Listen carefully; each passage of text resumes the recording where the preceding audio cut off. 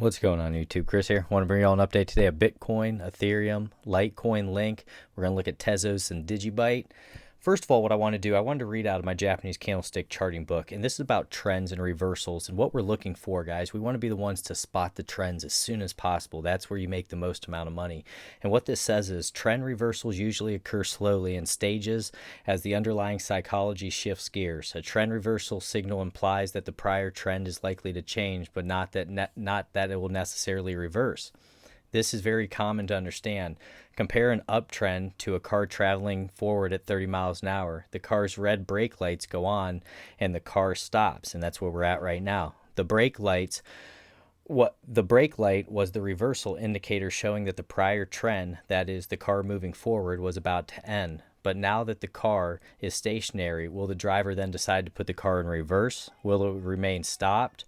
Will he decide to go forward again? Without more clues, we do not know. And that's where we're at right now. We're really looking at this. And what we're trying to compare this to is past information of what Bitcoin's done. And what you can see is back here, we've had a symmetrical triangle before, a little bit too much white space, but we'll say a symmetrical triangle right here. We had a nice break to the upside.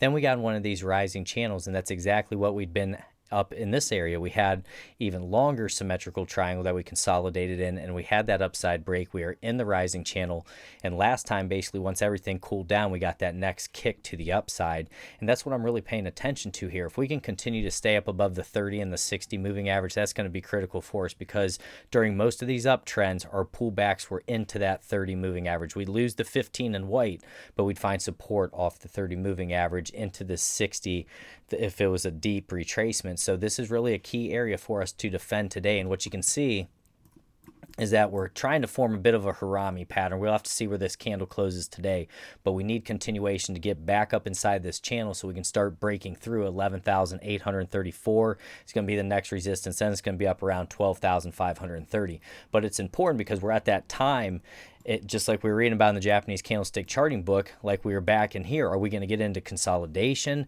in this area? Is this a trend reversal where we're just going to start dropping back down, which I don't think that's the case, where we're going to be breaking down through, like lows, guys, of $9,000, anything like that. I think we're going to find some support here. We may go a little bit deeper down into some of these areas, like 11,258. I'm going to look at 10,918, then down to that $10,500. But I do feel like there'd be some support down in that area, because right now we're already oversold on our stock. We're at 11 and 12, and a lot of times you will start to get that next move here where you'll find support off one of these areas and then start to continue this trend back to the upside here, because the trend has been up. But this is an area where we're still cautious, because the car is sitting here and we're waiting to see if this is going to be a reversal, a rounded top, or if this is going to be consolidation, sideways movement, or if we're getting ready to find that bottom and start moving back to the upside now that we have cooled down. But it's going to take a lot of volume. It's going to be very important for us to get that strong buying pressure off this 30 moving average. If we lose that, it'd be down around this 60. And also, guys, if there's some crying in the background, I apologize. I'm on dad duty today. My office is right here by my son's little play area, so just bear with me on that. We're going to do the best we can.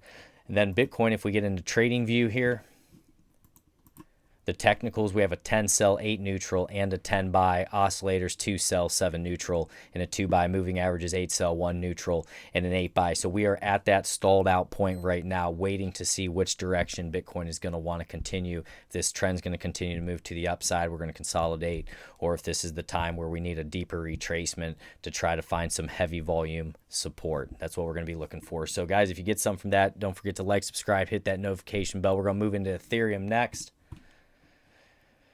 ETH at $387, fighting to try to get back up above that $400 right now. What we're looking for Ethereum, we need more volume. Volume's been low. We're trying to find support off this 30, which, like we talked about in many times in the uptrend here, like this last uptrend, we were up above the 30 most of the time. So it's important that we start getting a bounce off this area. If we don't bounce off this, we're going to be looking down to around $332 to find support. That's where I would expect, with us already in oversold conditions, to find some type of a bounce in that area. If we do start moving to the upside off this 30, we're going to be targeting right up to around $412 overhead resistance, 417, and then it's going to be our high up there that we recently got to of around $439. If we take a look in at our trading view, we have 11 sell, 9 neutral, and an 8 buy, and we haven't seen that in a while for Ethereum. So you can see some things are starting to really cool off here. Our moving average, short-term moving average, the 5 here, we have a lot of neutral taking place. We have a sell for our momentum, and for our MACD, we have a sell. Bull bear power, we are having a buy. So this is really the area we need volume to step in, or we're most likely going to go down to that $332. That's what we'd be looking at for Ethereum. Okay, guys, next one we're going to be moving into is Litecoin. Litecoin's at 58.44 right now. Same deal with many of these coins. Trying to find support off this 30 right now. We found it last time and we got a nice strong move on some volume. We ended up going from around $51 up to $69. So if we can find this as our higher low, the next area to the upside we look at is about 62.11 is going to be overhead resistance. Then 63.75 then be the top of this channel, this white channel here. But we do want to see if we can keep this support of around 57.08. It's going to be important for us. Stocks at 10 and 15 right now, so we are in those oversold conditions, waiting to see if we will get some buying pressure off this area. If we don't, we fall through. Let's take a look down around 53.74, then it'd be the bottom of this channel that I'd be looking at for Litecoin. If we get into our technicals, Litecoin's still a 10 sell, 9 neutral, 9 buy, oscillators 1 sell, 8 neutral, and 2 buy is what we're going to be looking at there. So really pay attention to these areas. We had our green cross. We have not had a downside red cross yet. So we're just patiently waiting to see if this can be our higher low, go up and set another higher high. But this is the area volume needs to be stepping in. So pay close attention to the volume today and going into tomorrow and see if we get momentum out of this. So that's going to be Litecoin. Next, we're going to move into Link. Link's at $14.72 right now. We have lost the 15 moving average, trying to find support off the 30. If we continue to drop lower, I'm going to look to this 60. I really like, guys, this 30 and 60 crossover technique. It's really done well for me, especially when you're using it like on the 4-hour time frame and you're trading in there. It can really help you out. But just in terms of longer term, when these coins really move and they have retracements, a lot of times it'll be back to that 30. And that's why it's so important that volume steps in here and we defend this, because if not, we're going to be looking back down to about $10.82. And this is the reason why we take profits here on this channel and why we really try to learn how to swing trade. Because when we're seeing these triple tweezer tops, different things like that, high volume sell-off, stock crossing to the downside, you've made massive profits. That's time to take your profits, guys. Don't be greedy. You'll never be upset about it.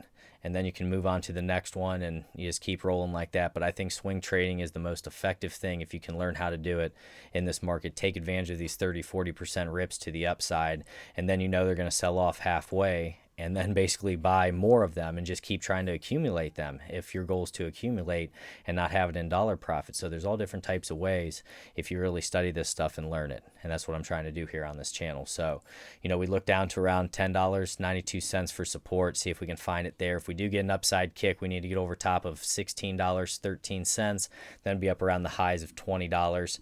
Stock right now is at 6 and 9. Volume is low. If we take a look in here at TradingView, the technicals, as they calculate them for us, we have an 8 sell, 9 neutral, 11 buy, oscillators 2 sell, 8 neutral, 1 buy. The sell is the momentum, and the MACD is what we're dealing with right now for Link. But Link, guys, this has been a beautiful move. It's sitting at $14.82. This is phenomenal. From breaking out around $4 here, when we had that nice strong move to the upside, that's what we're talking about, and that's why we're in this space. Okay, so that's going to be Link. Next, we're going to look at Tezos.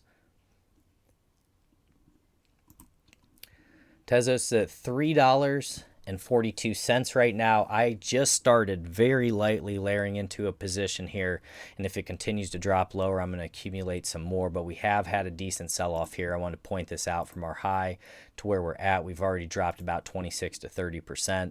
So we have back tested here this 60 moving average as well on the 1-day time frame, but I feel like this is one that it may not happen for a while. We may move sideways. We may even dip a little bit lower, and then I have more bids down in this area.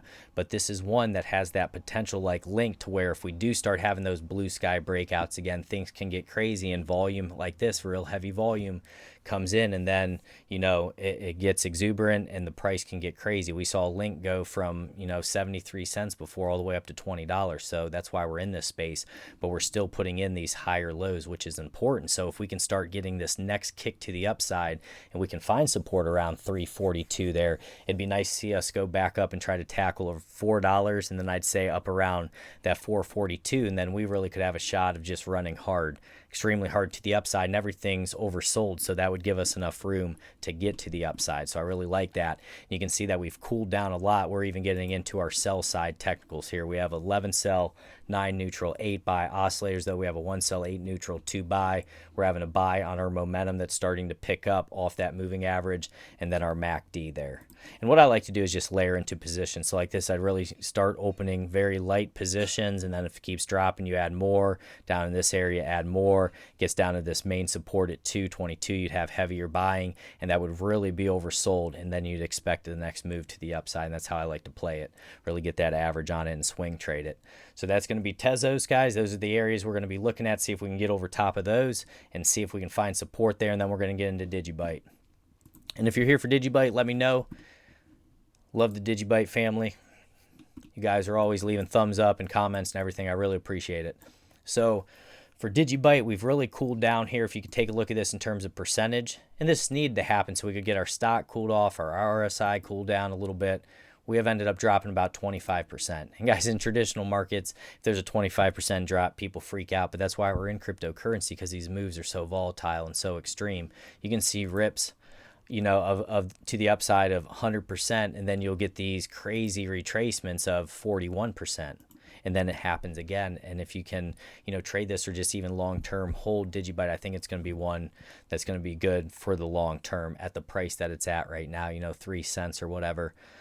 It's not financial advice, but this is one that down the road could probably be worth more than 3 cents in my opinion. I'll just leave it at that. But we're trying to find support off the 30 right now. Next, if we drop lower, we're going to look at 0.02640, and that's going to be that 60 moving average would be an area I'd expect us to try to find some support.